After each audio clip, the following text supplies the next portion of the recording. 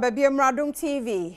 Badwam Jumedi no so ya da birthday girl no as a sister Sunday way. Oh ye guy na woda nti kan chansem gu no so baby obehunu ni bia ne mfoni no.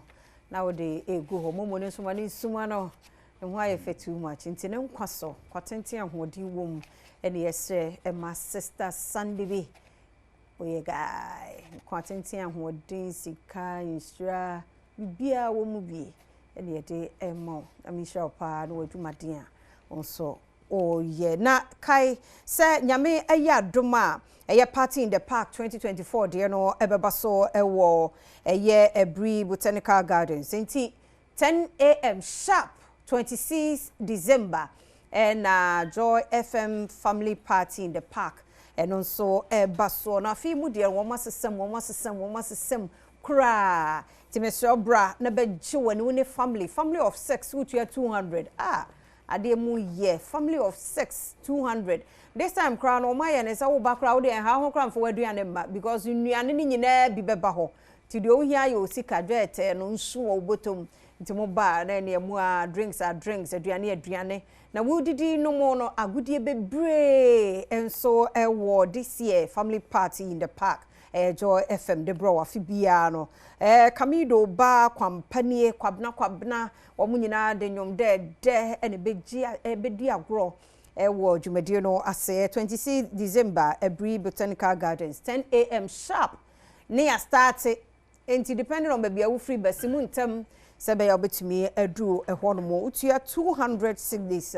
na woni abusia 6 na ne mu nyina mabanti ye wo studio hakra 1 2 3 4 5 akaba ko smoke ho 6 200 ni nyina ne yakọ gie ni peche so ati asenti nyame yad me be hwe ni mu se won so e wo beba amen scientific herbal hospital e wa ha ye ba bedi enkomo ahwapomudin mu ne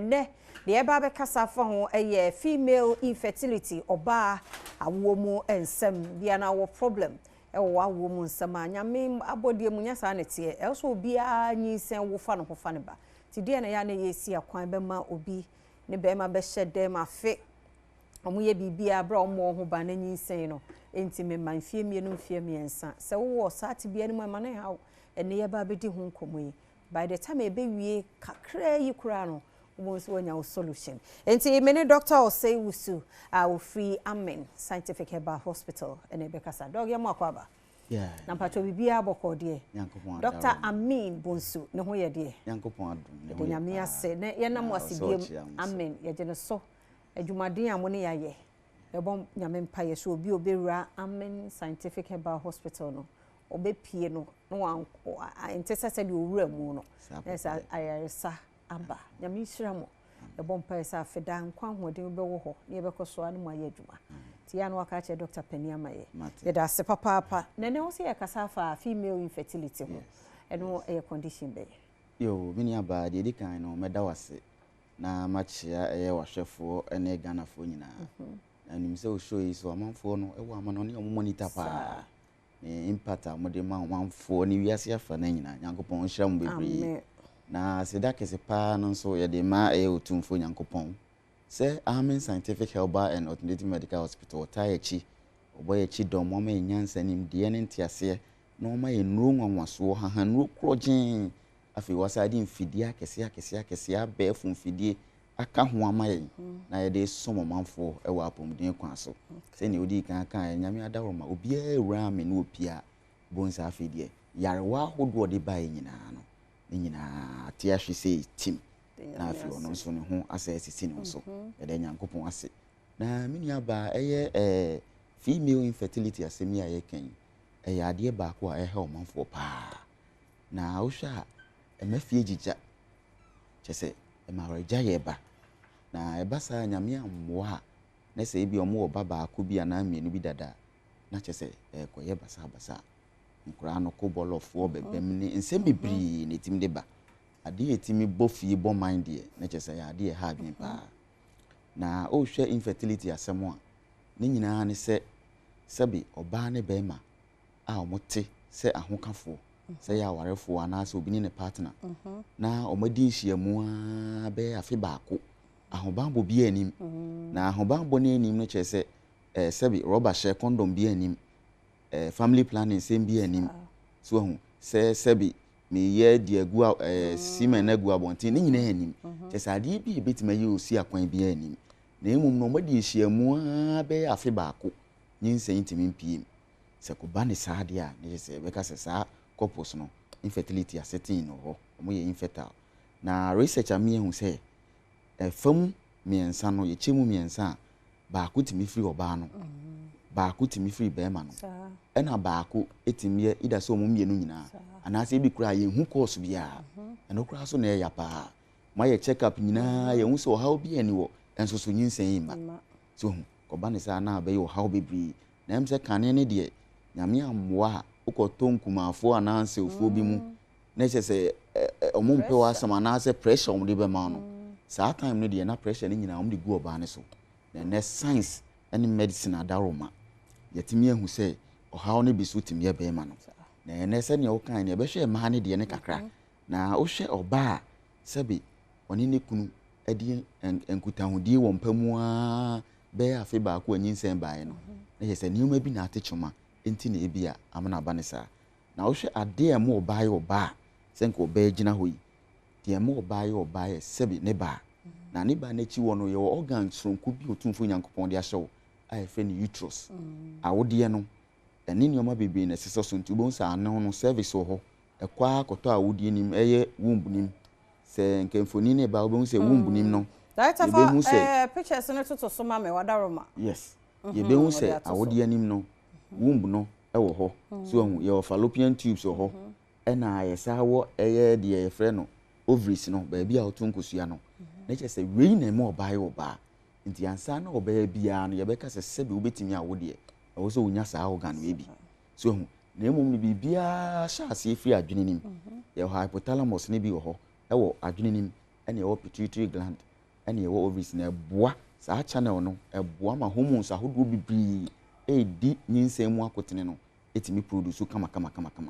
eti se ko ba se saa channel yi free adwene mu abesi awodie mu nkosua no ho nsem no so how bi teach ma ho pe etimi kofa bibi e friend infertility ba etimi siwa wo ho kwan ana se etimi twenwa wo ekwa akiri enti ye hwe a free so ho ba no adwene nim no se bi hypothalamus no na disorder bi bebo cancer bi beba pituitary gland na cancer bi ana se oyare bi pituitary adenomas no ebeba etimi ema hormones no produce ye ti ubon se obi bi e friend no eye hormonal imbalance eba ne sa ubon se nkusuato no ensisi so ye so ti ebe etimi lead to end ovulation ti ene obi wo ba bi no ho fe pa o sipisita enso so ubon se kusua kra ontimi ntubi esan o how bi a aba ho eno nso koda nchen a ye obi bi e friend polycystic ovarian syndrome saa de no so enioma bebri ba bia o tu nkosua no ovaries no nsuo atata wa hyehye nsuo hormones ni sisi so ye enti ama nkosua to na ye basa eno koda nchen e frɛ bibi hyperprolactinemia ho no se eye pituitary gland na se eye hypothalamus no how bi ba ho a etimi ma hormones bi anka beboa na ye ma efichi ko ne ma wo ho nsem besi ye estrogen etimi ba fom na emom no na prolactin ne kosoro prolactin ye hormone eboa no fo ho hyehye no fusuo ho nsem enti se kosoro bibira pempi no estrogen ne ba fom prolactin ne kosoro bibira pempi estrogen ne ba fom se ko ba ne sa bonza afedie na sebi onyinsen no twe ko akiri enti wo yo ba ne se wo ho na onofo no wo a wo foforo ana onyinsen ye ana sebi onya abortion bia na onofo no nsuo timi firi mu ba de friend galactoria na ntempa a wo so tu wana mon timi be pi mo ba bi tisa amen scientific ne yeboa wo eno koda nchen a nkosua ho asem ne nyina timi mo ha oba ne bi ne eno koda nchen a fallopian tube no ubeti as tubal blockage obi fallopian tube mu asisi semu the moment emu besi no it means say ebi kura fertilization timi happen fertilization happen kura implantation timi happen chese oba no ne kosua no to a efe tube nim beema aho baye nsu ehe nkwamwa no ekwa ekosua no tube nim fallopian tube nim na fertilize na afi aba bi tim awodie nim ne akasa implantation na take place oba anyim na se ko ba se tube nim asia saa ne o ma nyina ntimi nkoso saa nso ne ewo tube adhesions eni o ma bi bands bi ene tissues bi etimi ye sticky se tentan se chingam na afrefra fallopian tube ne ovaries no ti akoba ne saa bonsa afi I ten time ne kofo how bebre ntimi manyin se ne ntimi ma eno nyina timi koso ye wo yare bi e fe no pelvic inflammatory disease titiri wo mo ta enya enam yare gonorrhea ne chlamydia no timi kofa saa yare ne ba na afi ama scar tissues eye fallopian tube no mu aye kro kotwa bebre ti e ba saa movement no a kosua no e de be fam no ntimi ko smooth na no so ko delay unyinsen eno koda nchen a ye wo a wodi enim no o hawa hodo bebre se fibroid nom endometriosis nom adenomas nom nioma efifi wa wodi nim a ensese ba ho nti e ba saa etimi interfere with implantation nti awodi enim no senka sebe kosua no ehia sperm say wo senka ba betim no esansa awodi no fibroid bia gimu afa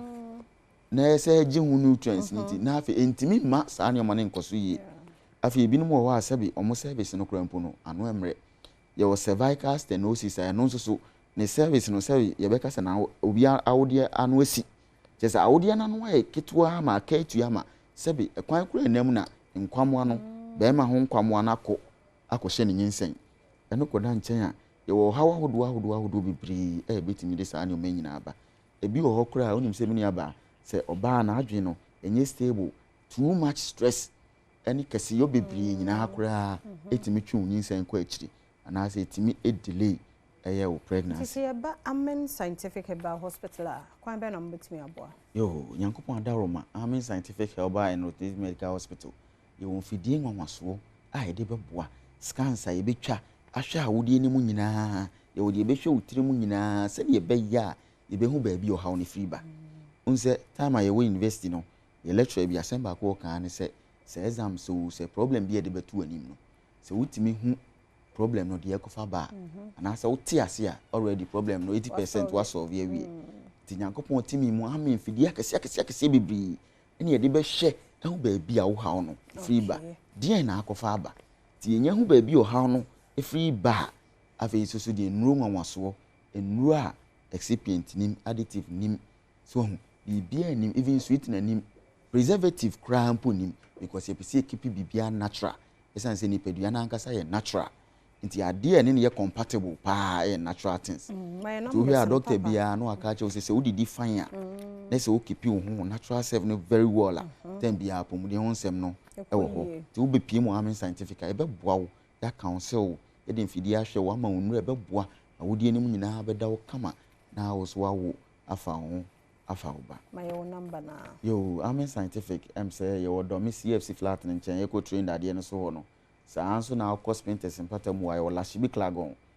ben ashama na under bridge ne kakra wetima friend e wo 0244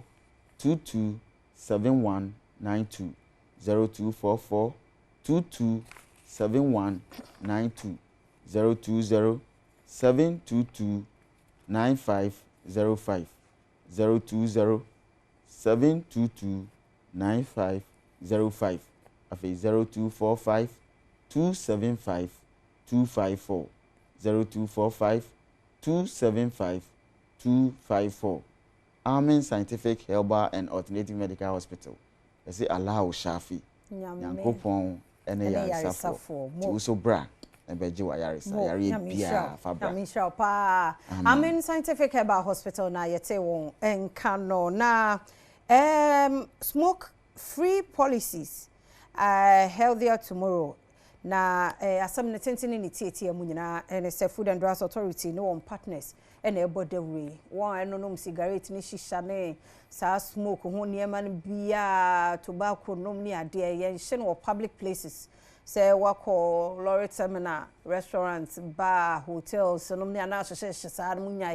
munya sa ade ne na ho hye no ewo ho beaches nom ni ade pubs hotels ho nyina eni ho kwan se wonom cigarette nom ni ade e wo ho no abra me a menum die ne memum na me twe ne be wi akire de o haw be breme wo me lungs ne mapomuden emonti yeso hunu bibi sa na fast report wo Food and Drugs Authority wo 0551112224 0551112224 na wo de amampanifo ana WhatsApp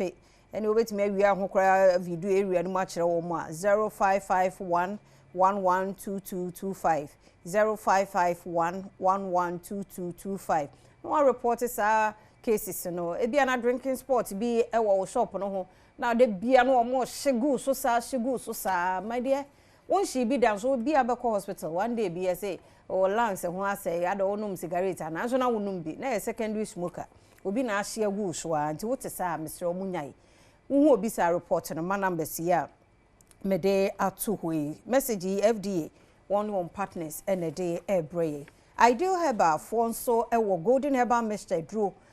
eno tu achidi malaria pa your problem Mr. Onom Golden Herbal Mixture Dro no bi na wonum Golden Herbal no wonum adro no eye achidi eyare edro no first bank abeno na ho kekaw then so wonum Golden Herbal Mixture ntesa na wo so unya malaria so etimi ma omoja so te wonum Golden Herbal Mixture ebusu omoja no nti ye ma oba ene bema ya oboatma Herbal Mixture so ewo ho bia oye motimu untimi nyijawa nan Mr. Onom boatma Herbal no ebi mema so ma ugina wona so abrane ma obema mu ye dini ye na wo low libido atenka wo form kra nti wo de bia ye be pusu ansana watimi afa level no kra ba kra ye wie ya butu eye condition no boatma Herbal Mixture no ebi free 0243 173 388 0243 173 388 shushe Golden Ideal Herbal ewo weja SCC eho na behu enu mienu ubora pharmacy ne herbal shops biemu a ebi wo ho o kan shi enkran na naboache Herbal Repart Ventures Hallows Herbal takrade ye AA Mensa Koforidua Gapson Pharmacy and Abino Pharmacy enkoko ye Hillside Pharmacy Owu School odan eye ochiniba chemical edrei so 12 years eba forma wonumbi ana oba pemfo ana oba wo breastfeed wontumi enum ebi yedo wonse papa had be ma kwan birthday yi kamere ye fi dog wada mo ne de twem why facha me so maje wa boso abusia yi di won ma woda ye the team prefect dey di kind happy birthday nkoma sister Sandy B oh yeah guy Mr. Osmoye waduma sister Sandy oh okay de minya wa ha na different nti the guys on that so on nti team prefect and sister Sandy the birthday nti nkwada ni nyina mo wo hen momra na team prefect edi na wood nti Sandy then they ultimate so no guys nti different pictures ye on kwaso ba pa fama on nti me dinde Sandra ohimen Nenso oba industry no mu a omo frame sister Sandy B. When you say Sandy, come on. Yeah. Sandy B. Yeah, guy. And happy birthday, Miss Sandra Ohimen, sister Sandy. Happy birthday. Afe Rafalina Buedu ene Rafalina Buedu birthday oba fefe. Ye sidie we manem pam osawe nso mewia one day me nso mevi. Happy birthday nkoma erade show erade nye okese kusise obe kese pa sanso na Erica Kisiwa Adom happy birthday nkoma Erica Kisiwa Adom osmo director Erica bra Erica na ama one pose no well baby Erica nsane deda no fama on won kwaso erade show mo erade nye mukese December kese wa udu awode de bia yenya wode no happy birthday enkomo awade nyemu nyina kese medi de afia amankwa tamakula ha na mede me nkomo no ebesi o man hene kwabna sante aya krado ene sehibodi mrashe bedwani honorable Samson ahi eba bedi nkomo koso ma fide ne na Adom TV fise wazoye yeda se na mamensa na ye sponsors ene obia oba 9 lessons nyame hyramo moya mana bro sorodo fe too much ye kuma wood stars nyame hyramo mo de nima hyehye mama na ya kono amana ye fe ye da mo ase nyame nyemu nyina kese de mo hwe wo ye ho bia no erade hyramo ye sponsors de ye de mudin beba bresemu ni acknowledge mo ye da mo ase papa mo nkoso anhwa Adom TV nsomanso ye ba den Adom 106.3 High Life Fiesta Strictly High Life High Life on Kwa was Silver Star Towers in crying her 1st January. The onya ya ofita white. Yamia ye bidodo. Uchi ya 100 for one person. double ye 150 nti muntua na momra ne nko yi na ase kakra na Awurade ne yɛ di ne yie Awurade nso ɔbɛhwɛ nso de aduru de atwa mfie bi a wahyehyɛ ama ye nti sɛ ɔbɛba a yɛ de ntɛm de code ne bɛbro sɛ bɛyɛ nso wobɛtumi afa no watua wo de yɛ kɔ ho ahene ayɛ krado